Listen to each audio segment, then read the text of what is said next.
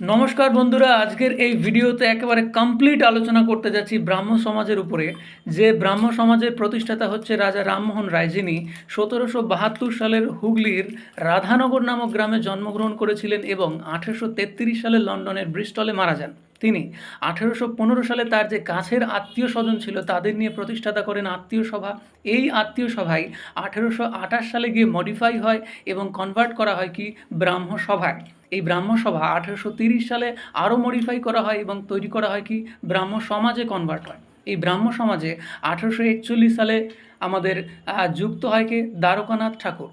দ্বারকানাথ ঠাকুর যুক্ত হওয়ার পর ব্রাহ্ম সমাজের যে আন্দোলন সেটা আরও ত্বরান্বিত হয় এবং 1857 সালে গিয়ে এই ব্রাহ্ম সমাজে যুক্ত হচ্ছে কে আমাদের যিনি ছিলেন কেশবচন্দ্র সেন, তিনি যুক্ত হচ্ছেন এবং 1866 সালে কেশবচন্দ্র সেন এবং দ্বারকানাথ ঠাকুরের মধ্যে মতপার্থক্য দেখা গেলে এটি দুই ভাগে ডিভাইড হয়ে যায়, প্রতিষ্ঠিত হয় আদি ব্রাহ্ম